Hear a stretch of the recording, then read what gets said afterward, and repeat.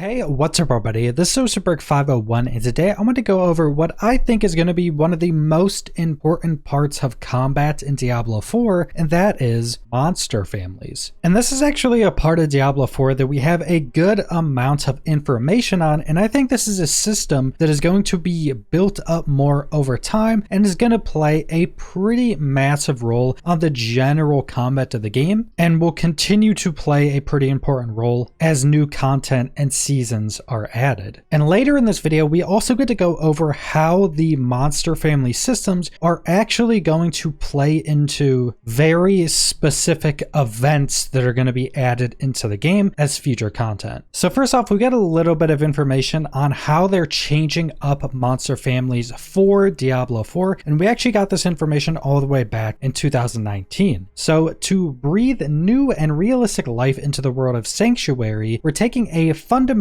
new approach to how we create and design monsters. Each monster is now part of a monster family, which usually includes a handful of different enemies based around a theme and a location. An example being one of the new families, which are the Drowned. The Drowned are watery entities that can be found around the coast of Skosglen. You won't find them anywhere else in the world, and if you're looking specifically to hunt them down, you'll need to travel to find them. Each member of this family has a speciality or signature ability, and with other members of that family becoming stronger when they're fighting together. So this is just explaining kind of the general philosophy with monster families. Essentially, monster families are going to be these different families of monsters that are only going to be at specific areas or environments in the world that you won't be able to find anywhere. You may have to go to one specific area to actually find a specific monster family, and those monster families are not only going to have their own special abilities, but these abilities are also going to be able to synergize with other members of that monster family. So going against these different monster families, you're going to go up against new abilities. Then on top of that, those families are going to be synergizing with other members of that family. So if you go more into the system, one family could say have a dozen different creatures in it, and they would all have their own different attacks, different spells, and all that type of stuff that you would expect from just different creatures in other Diablo games. But now all of these different creatures that have different attacks, maybe there's a ranged one, maybe there's a melee one, maybe there's one that runs around and teleports. Now they're also going to have abilities that are going to synergize and buff each other up, potentially making very strong single monsters much stronger when they're around others of that family. And then later down the road in another quarterly update, we got a bit more of an explanation on how they're going about creating these different monster families. So in Diablo 4, the vast and seamless world we created necessitates a slightly different approach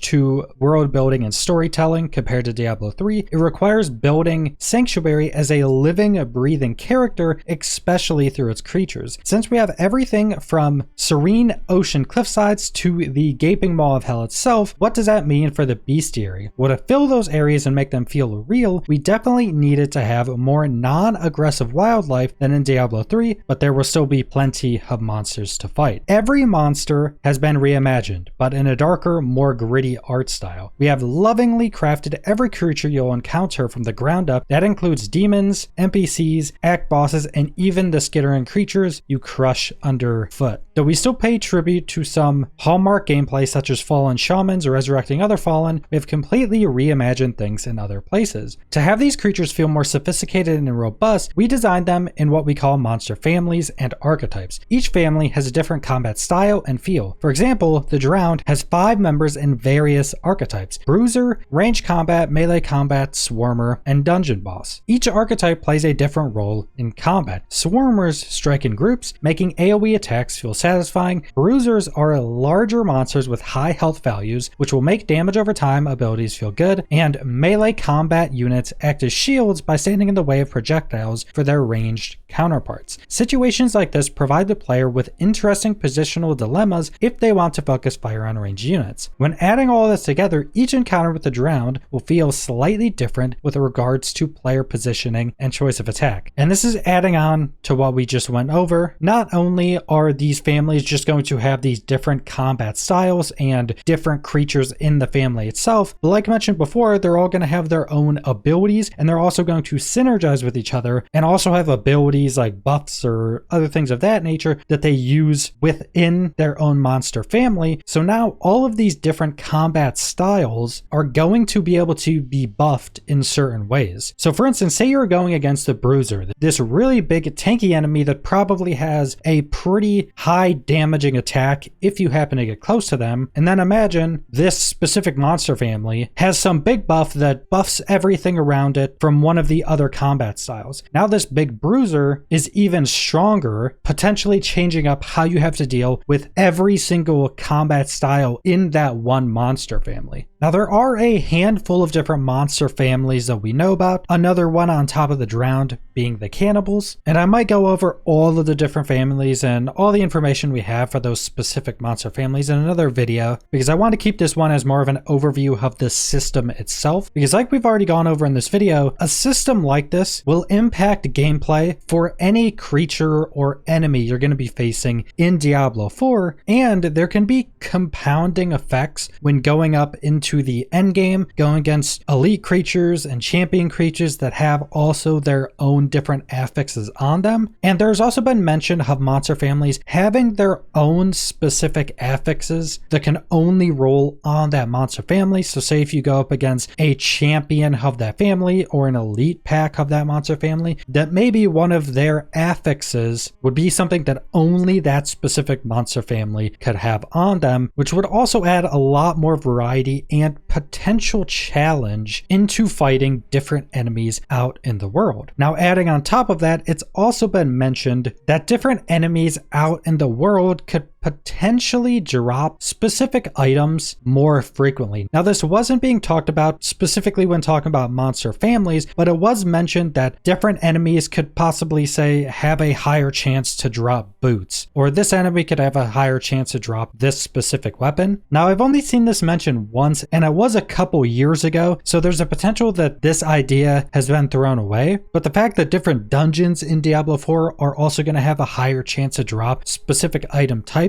I think there's still a pretty good chance that this type of system is going to be in Diablo 4 on release. And it can even extend to what that monster family is actually using. So say for instance, one of the monster families uses primarily swords. Maybe you would have a higher chance to get swords from killing that monster family. Maybe you would want to go and target farm that specific area because you're looking for a specific sword. So different systems like that interacting can have a pretty big impact on the end user gameplay. And this is also going to have a pretty big impact on the end game, and more specifically when we're talking about dungeons and nightmare dungeons in the end game. Now, if you don't know how the system works in Diablo 4, there are over 150 unique dungeons in the world of the game. They're all their own physical location. You actually have to go there. They're going to be a set area, a set environment, and they're going to have one or multiple set monster families that are in there. Now, they could still be partially randomized, like locations, objectives in there, where enemies spawn, the different elites, champions, all that type of stuff can be randomized, but it's not just going to randomly throw any monster family at you in that specific dungeon. And once you get into the end game, you can start getting nightmare sigils, which are essentially a mix of Diablo 3 Rifts and World of Warcraft Mythic Plus systems. So you get these keys that make the dungeon more difficult, give better loot, and add different affixes or modifiers to that dungeon. Now, with these dungeons having specific monster families in them, certain dungeons could potentially be much easier or much more difficult with different builds. So say for instance, you get a nightmare sigil for a dungeon that has primarily drowned enemies in it, and the drowned have a ton of these fodder swarmer enemies that strike in big groups. And maybe you're currently using a build that is not super great at AoE, and maybe this nightmare sigil actually causes this dungeon to actually have more swarmer types in it. And like mentioned, you're using a build that doesn't have the best must have AoE. So maybe you just want to completely skip this dungeon because maybe your build is just not good for it. Maybe it's not going to be optimal for it, or maybe you wouldn't even be able to complete it. But on the flip side, maybe you're using a whirlwind barbarian that is completely built around just destroying massive packs of enemies very quickly, and that's what your build is currently really, really good at. Maybe you're weaker on bosses, but you make up that power with being able to just destroy massive groups of enemies. Maybe that same dungeon with that same nightmare sigil would be incredibly strong because it has all these swarmers everywhere, but you're able to just whirlwind through it all and complete it much more easily. And like mentioned before, this can actually compound because all of the monster families are also going to have their own specific abilities. They're possibly going to have their own affixes, and they're going to have different things that they use to synergize well with each other. And I also want to go over the system because I think a lot of other ARPGs don't actually have systems built into their monsters that actually make them synergize with each other. In most other ARPGs that I've played or learned about through videos or anything like that, pretty much all of them will just create all these different creatures, and maybe they're in kind of the same family, like they have the same looks and they spawn in similar areas. Usually they don't have things that synergize with each other. Usually every different monster or monster type just has its own spells that it uses in the same way. Say if one monster has a res, it can use that res on any other monster you're fighting, and because most ARPGs use a lot of randomized elements, usually it just ends up becoming a big glob of different monster types fighting you at the same time that don't really have any real synergy. But with this type of system, you're not primarily going to be facing just globs of enemies. You're going to be facing primarily monster families fighting together with synergies that make them better at fighting together, having their own spells, and working in much different ways than the other monster families. And I do think that a system like this, like I've mentioned, can add a lot of variety and can change up how you actually want to go about tackling different scenarios. If you know you're at the section of the open world map that's going to spawn cannibals, and you know what these cannibals do, you may go about it in a different way than if you were fighting in the region that has the drowned. And the last thing I want to go over with these monster families is a little bit of information we got on future content, and this was specifically labeled as live events. So Sanctuary is a living world filled with people, creatures, and factions striving to meet their own ends. Attentive players should be on the lookout for new live events that will crop up each season. An example of a live event might be the warning of an impending invasion of the drowned, which may last a weekend. So this is kind of hinting at using those monster families as additional content down the road, specifically here mentioning a drowned invasion somewhere. Now this would be a pretty big change up because the drowned wouldn't be invading the region they're already in. They would most likely be invading new areas the drowned are not usually found in. So maybe you know the region the drowned are in, they're usually on this big coast on the side of the map or something. But now maybe drowned have invaded inland and are moved into another region, and you find this big invasion of the drowned that's only going to last this weekend. Now this would add up a lot of variety to the world, would make the world feel more alive, but could also add some different gameplay potential, especially if different monster families are going to have that higher chance to drop specific loot. Maybe they're going to be interacting with other monster families that maybe you wouldn't have fought at the same time before. So maybe they're invading this specific area and there are cannibals in that area, and now you have to face these two monster families at the same time, and this may add a lot of different gameplay challenges to overcome. And I could very much see this type of system being utilized in other ways. Maybe this weekend, these handful of dungeons or this specific dungeon has actually been invaded by a different monster family than the ones that are inside, and maybe those two monster families are fighting. So maybe going in that dungeon now maybe completely changes how that specific dungeon plays out. Might be much easier, might be much more difficult because maybe there's a lot more creatures in there now, but it could also potentially have better rewards because there's two monster families in there now, and there could be a whole other host of different things they could do with the system like this. They could even potentially add unique items that only drop from a specific monster family that you have to go to specific areas or dungeons in the map to actually be able to farm that item. Like maybe the drown drops some specific ring that gives you some water power or something of that nature. There's a lot of opportunity to use this system to change up the gameplay. But that's pretty much all I want to go over with the monster family system in Diablo 4. A little bit of a less organized, a little bit more ranty video in a positive way, because I do think the system is very interesting and a really good addition to an ARPG like Diablo. So subscribe if you want to see more Diablo or other videos. Leave a like if you liked the video. Leave a comment down below what you guys think about the monster family system, and thanks for watching.